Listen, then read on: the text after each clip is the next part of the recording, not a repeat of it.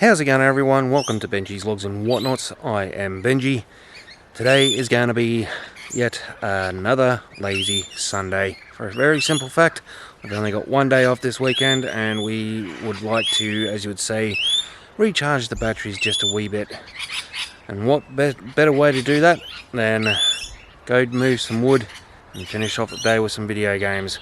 So what we're going to do is we're going to go and do some carting of wood from one place to another and chop up a log to get a bit of kindling, which even though that we've got a little bit here already, I want to go and get some more because no one else will, as you would say, burn through it pretty damn quick. That pile down there has not budged since the last time we touched it, but today we're going to go and do probably a couple of barrel loads of that into a little shed down in between there.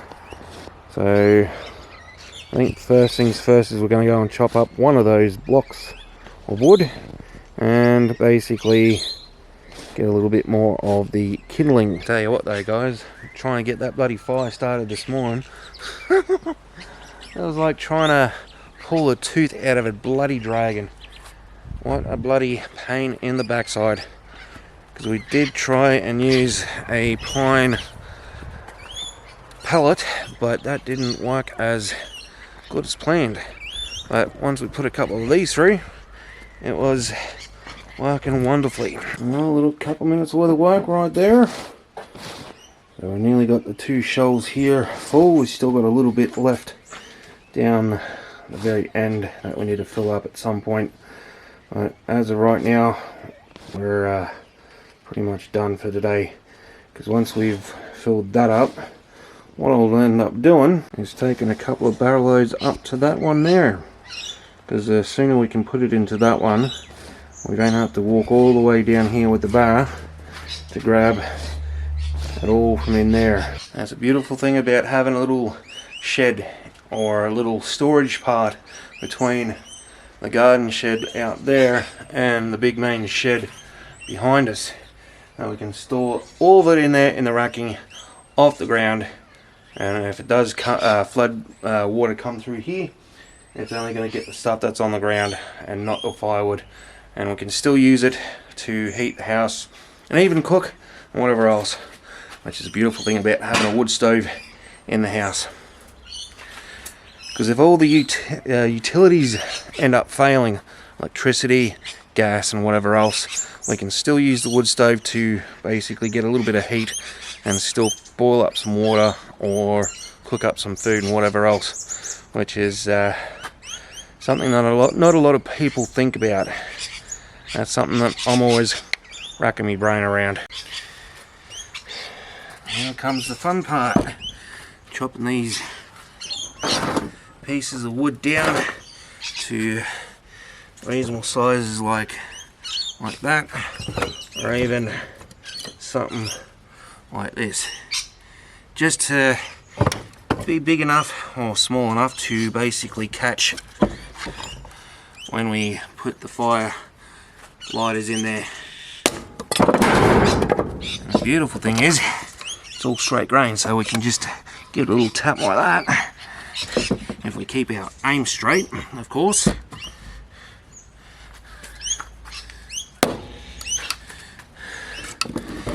As you can see, it splits up nicely.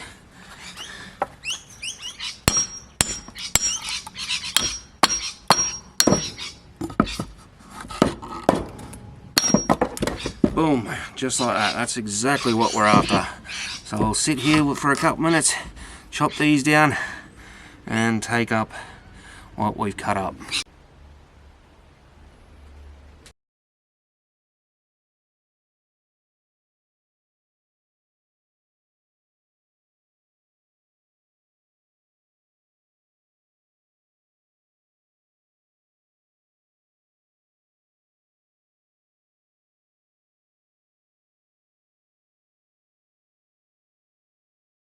But it is going to be a wee bit hard for us to do that, especially nowadays.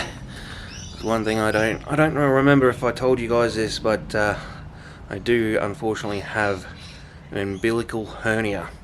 So any physical labour, especially if I'm bending forward and using the abdomen muscles, it does intend to hurt after a certain amount of time.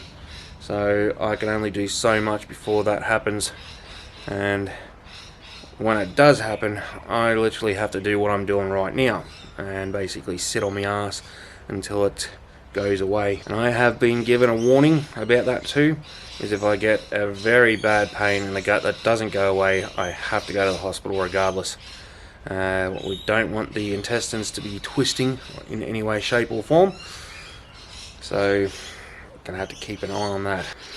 And it's good to see that it's not too turbulent today too, and what I mean by that, too windy or wet. It's good to see, but all of that down there is still bloody wet.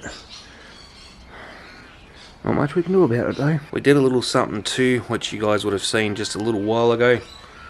I will admit I do need, as you would say, quite a bit of practice at that.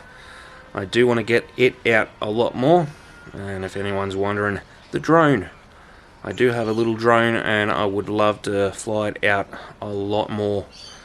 The thing is, it's one of those teeny weeny little bloody mini drones. It's only, I think it said it was about 500 and something grams.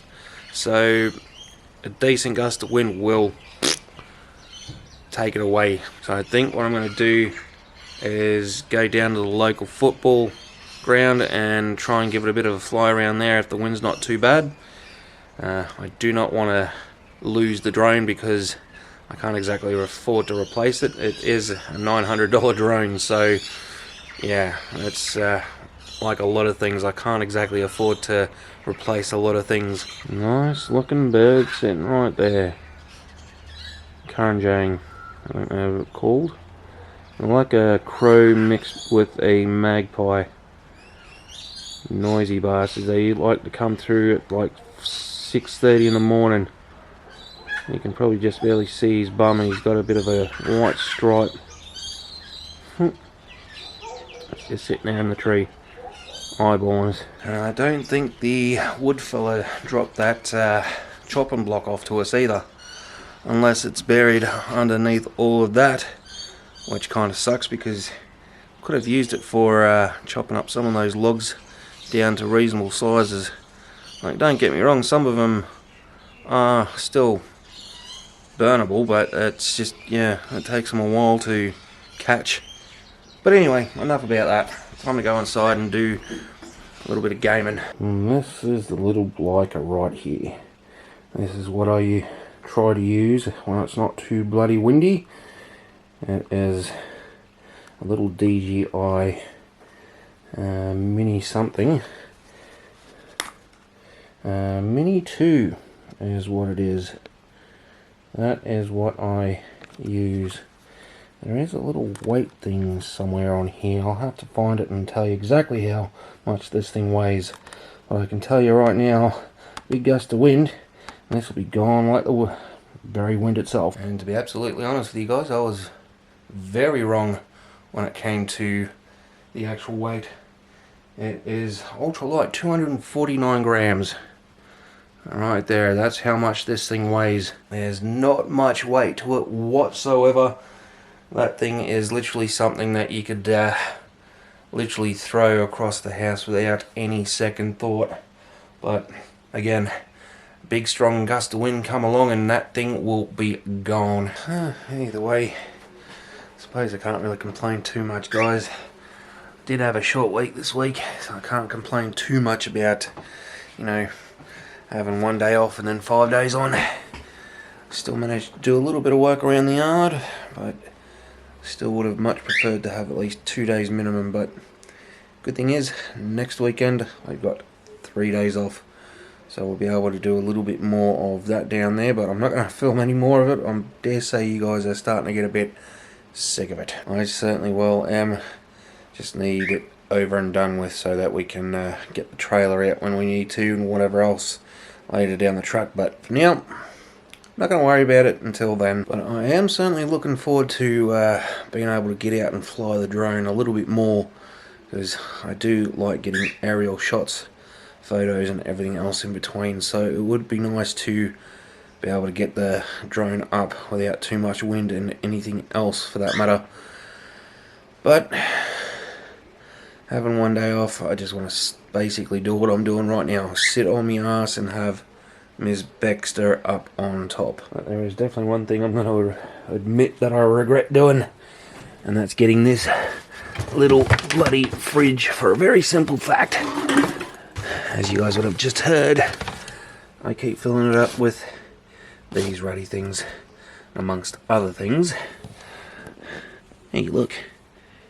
Kill Hut 702. Top notch fella right there, guys. Go check him out if you haven't already done so. Kill Hut 702 Adventures and Explorations.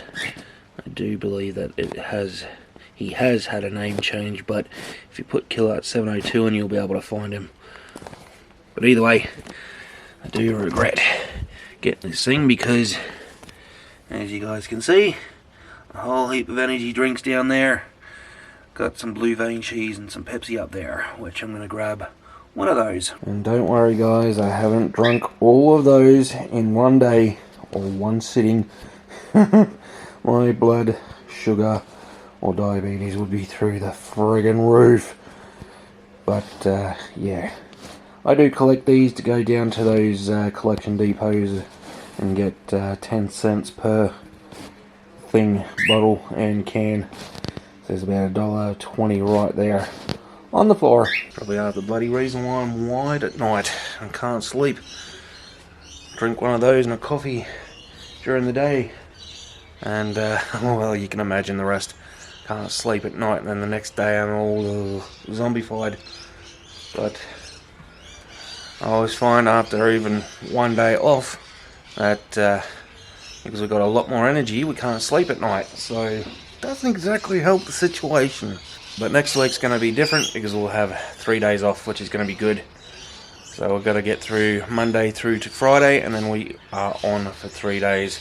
I'm going to try and do something different over that weekend so that we can get out of the house for a day or two. So I'm saying that, guys, we're going to get through the week and everything else in between. So it is an Evertadachi for now. Thanks for watching. Thanks for being a part of this video.